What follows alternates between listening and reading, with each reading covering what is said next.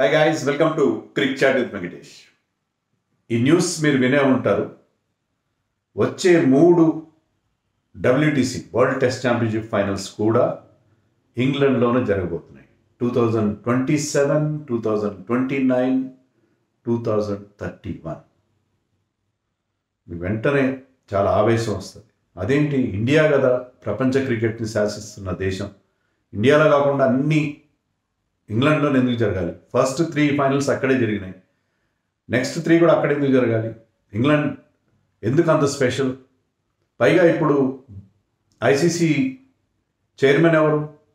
మన జైషా, మన ఇండియాకి చెందిన జైషా. ప్రపంచ క్రికెట్ని శాసిస్తుంది ఇండియా, ఐసీసీ చీఫ్ మన ఇండియన్. అయినా సరే ఇంగ్లాండ్లోనే ఎందుకు జరుపుతున్నారు అని మీకు ఖచ్చితంగా ఆవేశం వస్తుంది. నాకు కూడా వార్త చూసిన వెంటనే కొంచెం ఆ ఫీలింగ్ కలిగింది. ఏదో లోపల కొంచెం దేశభక్తి లాంటిది ఉంటుంది కదా. కానీ మీరు కూడా కాస్త కూల్గా ఆలోచిస్తే I think this decision might be correct. దానికి మన స్వయంకృతాపరాధం కూడా ఉంది. అదేంటో నేను చెప్తాను.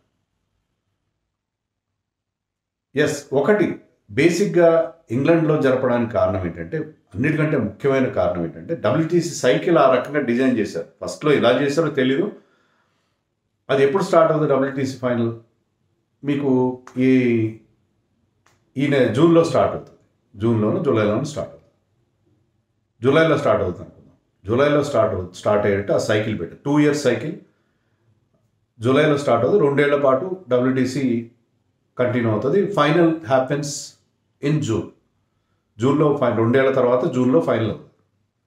సో జూన్లో ఫైనల్ అయినప్పుడు, జూన్లో క్రికెట్ ఆడడానికి అనువైన దేశం ఒకే ఒక దేశం, ఇంగ్లాండ్. మీకు గమ్మత్తుగా మీరు జాగ్రఫీ ప్రకారం చూస్తే ఏంటంటే, ఇవన్నీ కూడా సౌత్లోనే ఉన్నాయి. మిగతా దేశాలన్నీ కూడా, క్రికెట్ ఆడే ప్రధాన దేశాలన్నీ కూడా సౌత్లోనే ఉన్నాయి. సౌత్ ఆఫ్రికా, జింబాబ్వే లాంటివి కిందనే ఉన్నాయి. ఆస్ట్రేలియా బాగా డౌన్ అంటారు. ఆస్ట్రేలియా, న్యూజిలాండ్ అయితే సదర్న్ హెమిస్ఫియర్ అంటారు మనం. సో చాలా కింద ఉన్నాయి. ఇండియా యాక్చువల్గా భూమధ్య రేఖకి పైన ఉంది. ఇండియా కానీ, పాకిస్తాన్ కానీ, బంగ్లాదేశ్, ఆఫ్ఘనిస్తాన్, శ్రీలంక, ఇవన్నీ కూడా భూమధ్య రేఖ పైన ఉన్నాయి. కానీ ట్రాపికల్ జోన్ అంటాము మనం. భూమధ్య రేఖతో పాటు మిగతా ఉష్ణ దేశాలు ఉంటాయి. వాటి ఏంటంటే ఆ ఉష్ణ దేశాల దీంట్లో మనం ట్రాపికల్ జోన్లో ఉన్నాం. మనం కానీ, వెస్ట్ ఇండీస్ కానీ, ఇవన్నీ కూడా భూమధ్య రేఖ కాస్త దూరంగా ఉన్నప్పుడు కూడా, ఈక్వేటర్, భూమధ్య రేఖ అంటే మీకు అంత తెలుగు కొంతమంది రాదేమో, ఈక్వేటర్కి దూరంగా ఉన్నా సరే మనం ఆ ట్రాపికల్ జోన్లోనే ఉన్నాం. సో ఇక్కడ మీకు జూన్లో ఇక్కడెక్కడ కూడా మీకు క్రికెట్ ఆడే అవకాశం ఉంది. ముఖ్యంగా ఆస్ట్రేలియా లాంటి చోట్లయితే అక్కడ వాళ్ళకి చాలా చలిగా ఉంటుంది. వాళ్ళకి సమ్మర్ హ్యాపెన్స్ టు బి మన వింటర్, వాళ్ళ సమ్మర్. ఎందుకంటే వాళ్ళు సదర్న్ హెమిస్ఫియర్లో ఉన్నారు కాబట్టి. సో వాళ్ళకి అస్సలు కుదరదు. మనకు కూడా జూన్లో మంచి ఎండలు కాస్తుంటే, జూన్లో అయితే వర్షాలు, ఎండలు రెండు ఉంటాయి. జూన్లో మనకి 50% ఇది ఉంటుంది, ఎండ ఉంటుంది, 50% రెయిన్ ఉంటుంది. సో జూన్లో మన భారత ఉపఖండంలో కానీ, మీకు సౌత్ ఆఫ్రికాలో కానీ, ఆస్ట్రేలియాలో కానీ, న్యూజిలాండ్లో కానీ, వెస్ట్ ఇండీస్లో కానీ ఎక్కడ కూడా క్రికెట్ ఆడే అవకాశం ఉండదు. June is not a suitable month for playing cricket in any of the remaining countries. మీకు నార్దర్న్ హెమిస్ఫియర్లో కాస్త ఉత్తరాదిన ఉన్న, ప్రపంచ పటంలో ఉత్తరాదిన ఉన్న, ఉత్తరం దిక్కున ఉన్న ప్రముఖ cricket playing nation happens to be England. So అందుకని అక్కడ జరుగుతుంది. సో ఆ సైకిల్ అలా ఉంది కాబట్టి జూన్లో జరపాలి కాబట్టి ఫైనల్. మీరు అనొచ్చు, మన ధర్మశాలలో జరపచ్చు కదా, ధర్మశాల కూల్గా ఉంటుంది, జూన్లో మీరు ధర్మశాలలో పెట్టచ్చు కదా. కానీ Dharamshala is a small place. మీకు ఓకే, అది మంచి బాగా డెవలప్ చేసిన ఒక అద్భుతమైన అందమైన స్టేడియం, నేను కాదనట్లేదు. కెపాసిటీ తక్కువ, అక్కడ మీకు వచ్చే క్రౌడ్ తక్కువ. మీకు WTC ఫైనల్కి 2 దేశాల నుంచి 300 మంది జనం వచ్చారు అనుకోండి. ఇండియా ఆస్ట్రేలియా ఫైనల్ అనుకోండి, ఇండియన్స్ చాలా మంది ఆస్ట్రేలియా నుంచి కూడా వస్తారు. అలాంటి ఇంగ్లాండ్ వస్తే ఇంగ్లాండ్ నుంచి బార్మియాన్ వాళ్ళందరూ వస్తారు. అక్కడ చిన్న స్టేడియం, అది ఐ థింక్ 25,000-30,000 కెపాసిటీ ఉంటుంది ఆ స్టేడియంలో. ఇంకా తక్కువేమో బహుశా, నాకు కరెక్ట్ నెంబర్ తెలియదు. So Dharamshala cannot host the final for obvious reasons. చిన్న టౌన్, అక్కడ యాక్సెసిబిలిటీ, మీకు అక్కడ మీకు స్టేయింగ్ కూడా అక్కడ సరైన ఫెసిలిటీస్ ఉండవు. Tourist center no doubt, but it has to be held in a bigger city. తర్వాత మీకు స్టేడియం కెపాసిటీ ఉండాలి, అన్నీ ఉండాలి. ఇవన్నీ ఉండాలి కాబట్టి అది ఒక రీజన్. ఏది క్లైమాటిక్ రీజన్, వాతావరణ పరిస్థితులకు సంబంధించిన రీజన్ ఒకటి. అన్నిటికంటే ముఖ్యమైనది మన స్వయంకృత అపరాధం ఏంటంటే టెస్ట్ క్రికెట్ మనం బాగానే ప్రేమిస్తున్నాం, బాగానే టెస్ట్ మ్యాచ్ చూడట్లేదు, మనం వెళ్ళి చూడట్లేదు. టీవీలో కూడా టెస్ట్ మ్యాచ్కి ఇప్పుడు అంటే ఇటీవల కాలంలో మనం చూస్తుంది ఏంటంటే రీసెంట్ సిరీస్ ఇండియా ఆస్ట్రేలియా ఆడినప్పుడు ఆ బీజీటీ కానీ ఇప్పుడు ఇండియా ఇంగ్లాండ్ సిరీస్ కానీ చాలామంది ఫాలో అవుతున్నారు, చాలా కీన్గా ఫాలో అవుతున్నారు. ఆ సిరీస్లు కూడా అలాగే పొటాపోటీగా జరుగుతున్నాయి. బట్ ఇన్ జనరల్ టెస్ట్ క్రికెట్కి మనం మొహం చాటేసే పరిస్థితి ఉంది మన దేశాల్లో. టెస్ట్ మ్యాచ్లకి క్రౌడ్ స్టేడియంలో నిన్నట్లేదు, ఎక్కడ నిన్నట్లేదు. ఇండియా ఆడితేనే నిన్నట్లేదు. India playing, players like Virat Kohli playing, players like Sachin Tendulkar playing. Sachin Tendulkar highest run getting record చేసినప్పుడు స్టేడియంలో 10,000 పబ్లిక్ కూడా లేదు. సో చాలా సందర్భాల్లో టెస్ట్ క్రికెట్కి మనం ముఖం చాటేస్తున్నాం.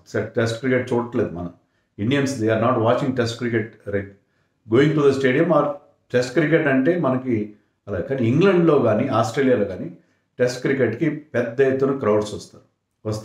5 డేస్కి వాళ్ళు చక్కగా ప్రోగ్రామ్ ఫిక్స్ చేసుకుని వచ్చి వాళ్ళు అన్ని పనులు మానుకుని చూస్తారు. లేదు వాళ్ళకి వర్కింగ్ అవర్స్ ఎఫెక్ట్ కావట్లేదు, అక్కడ పింక్ బాల్ టెస్ట్లు కూడా ఆడిస్తున్నారు ఈ ఆస్ట్రేలియా నుంచి. సో టెస్ట్ మ్యాచ్కి అక్కడ మంచి ఆదరణ ఉంది. ఆస్ట్రేలియాలో మనం చెప్పుకున్న క్లైమాటిక్ రీజన్స్ వల్ల జరపట్లేదు. ఇంగ్లాండ్లో క్రౌడ్స్ వస్తారు. ఇంకొకటి ఏంటంటే ఇంగ్లాండ్ వాళ్ళు ఆడినప్పుడే కాదు, న్యూట్రల్గా అంటే వేరే దేశాలు ఆడుతున్నప్పుడు కూడా క్రౌడ్స్ వస్తున్నారు. ఇంతవరకు 3 WTC ఫైనల్స్ జరిగాయి. ఫస్ట్ ఎక్కడ జరిగింది 2021లో సౌతాంప్టన్లో జరిగింది, అది ఇంగ్లాండ్లోనే. కానీ అక్కడ మీకు అది కోవిడ్ టైంలో జరిగింది కాబట్టి నో క్రౌడ్స్. ఆ హోటల్ కూడా సౌతాంప్టన్లో హోటల్ కూడా స్టేడియం ఆనుకునే ఉంటుంది, దానివల్ల అక్కడ జరిపారు ఫస్ట్ ఫైనల్. సెకండ్ ఫైనల్ ఓవల్లో జరిగింది between India and Australia. Oval లండన్లో జరిగింది. అప్పుడు కూడా సోల్డ్ అవుట్, అన్ని రోజులు కూడా హౌస్ఫుల్ అయిపోయింది.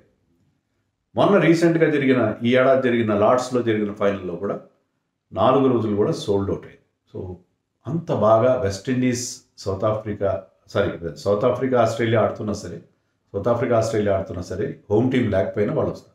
మన దగ్గర హోమ్ టీం ఉంటేనే క్రౌడ్ రావట్లేదు, స్టేడియంస్ నిండట్లేదు. అలాంటప్పుడు మనం ఎలా క్లెయిమ్ చేయగలం? సో అక్కడ వాళ్ళకి మంచి ఆదరణ ఉంది, క్రౌడ్స్ వస్తున్నారు. హోమ్ టీం క్వాలిఫై కాకపోయినా వస్తున్నారు. మన దగ్గర హోమ్ టీం క్వాలిఫై అయినా స్టేడియం నిండుతారని గ్యారంటీ లేదు. స్టేడియం నిండడం ఒకటే క్రైటీరియా కాదు, అంటే ఒక final that is the ultimate test అని చెప్పి దాన్ని వాళ్ళు మార్కెటింగ్ చేస్తున్నారు. They are calling WTC final is the ultimate test. మామూలుగా టెస్ట్ క్రికెట్ అని ఎందుకంటారంటే ఈ test your ability, your mental toughness, what not everything. And WTC final happens to be the ultimate test. మరి అల్టిమేట్ టెస్ట్కి crowd రాకపోతే ఏం బాగుంటుంది? So అందుకని మనం గట్టిగా అనడానికి ఏమీ కారణం లేదు, మనం గట్టిగా డిమాండ్ చేయలేం. నో మీరు ఏదో ఒకటి చేయండి, ఇండియాలో పెట్టండి, సైకిల్ మార్చండి, కొన్ని రోజులు దాన్ని వెనక్కి నెట్టండి, ఏదో ఒకటి చేయండి. మీరు try to do the final in April or మార్చ్లోకి ఫైనల్ మార్చేసేయండి, అలా చేసి ఇండియాలో జరపండి అని మనం అనడానికి మనకి ఏ మాత్రం మనకు ఆ వాయిస్ లేదు, వాయిస్ లేదు. ఎందుకంటే టెస్ట్ మ్యాచ్ చూడట్లేదు, స్టేడియంకి రాలట్లేదు, ఈవెన్ వన్డే మ్యాచ్లు చూడట్లేదు. వన్డే మ్యాచ్లు కూడా క్రౌడ్ అంతంత మాత్రమే వస్తున్నారు. కేవలం T20s IPL మాత్రమే చూస్తున్నాం మనం. స్టేడియంకి వెళ్ళి హడావిడిగా టికెట్ల కోసం పాస్ల కోసం వెంపర్లాడి చూస్తున్నాం తప్పిస్తే మనం we are not watching test cricket. So we have no right to ask ICC or anybody to hold WTC final in India. So అది మన స్వయంకృత అపరాధం. టెస్ట్ క్రికెట్లో ఎంత మజా ఉంటుంది మీరు చూడండి. 5th డే కోసం ఒక్కరోజు ఆట మారిపోతుంటుంది. ఒకరోజు ఇంగ్లాండ్ పైచే, ఒకరోజు మంది పైచే, ఒకరోజు ఆస్ట్రేలియా పైచే, ఒకరోజు మంది పైచే, కంప్లీట్గా ఆట తీరు మారిపోతుంది. 4 days డామినేట్ చేసిన టీం 5th డే రోజున ఓడిపోతుంది. సో టెస్ట్ క్రికెట్లో ఉన్న మజా, the kind of toughness, the kind of skill level that you need to play in టెస్ట్లో. స్టామినా కావాలి, మీకు స్కిల్ కావాలి. సో మీ చుట్టూ ఫీల్డర్స్ ఉంటారు. సో ఎంత స్కిల్ ఉంటే మీరు చక్కటి డిఫెన్స్ ఆడగలుగుతారు, ఎంత స్కిల్ ఉంటే మీరు అలాంటి దుర్భేద్యమైన బౌలింగ్ కూడా మీరు బౌండరీలు కొట్టగలుగుతారు. టెస్ట్ మ్యాచ్ ఉన్న ఇంపార్టెన్స్ని మనం ఏంటంటే క్రికెట్ను ఎంటర్టైన్మెంట్గా చూస్తున్నాం, గేమ్గా చూడట్లేదు. సో అందుకని మనకు ఆ రైట్ లేదు. So fortunately or unfortunately next 3 finals England జరిగితే మనకి disadvantage, no doubt. Even all Asian కంట్రీస్కి డిసడ్వాంటేజ్ ఏంటంటే మీరు ఫైనల్కి వెళ్ళినా మీరు ఇంగ్లీష్ కండిషన్స్ కలవాలి. ఇక్కడ ఏంటంటే న్యూజిలాండ్ లాంటి వాళ్ళకి మిగతా కొంతవరకు ఆస్ట్రేలియన్స్కి కూడా, ఎందుకంటే ఆస్ట్రేలియన్స్కి డిఫరెంట్, బట్ వాళ్ళు ఫాస్ట్ బౌలింగ్ బాగా ఆడగలిగేవాళ్ళు, మూవింగ్ బాల్ బాగా ఆడగలిగేవాళ్ళు. ఇంగ్లాండ్ వచ్చిందనుకోండి వాళ్ళకి అడ్వాంటేజ్. తప్పిస్తే మిగతా వాళ్ళకి మనకి డిసడ్వాంటేజ్ అవుతుంది. లెవెల్ ప్లేయింగ్ ఫీల్డ్లా ఉండదు. కరెక్టే, కానీ మరి ఈ ప్రాబ్లమ్స్ అన్నీ ఉన్నాయి. అందుకని ఐసీసీని మనం తప్పు పట్టే పరిస్థితి నాకైతే కనపట్లేదు.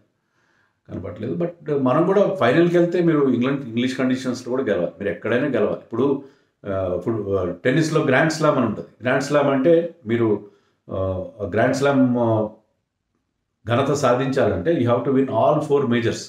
మీరు ఆస్ట్రేలియన్ ఓపెన్ గెలవాలి, French open, Wimbledon, US open అన్నీ గెలిస్తే గ్రాండ్ స్లామ్. డిఫరెంట్ కొన్ని మీకు డేకౌట్ ఆఫ్ మీద హార్డ్ కోర్ట్లో జరుగుతాయి, కొన్ని ఏమో మీకు గ్రాస్ మీద జరుగుతాయి, కొన్ని క్లే కోర్ట్స్ ఉంటాయి.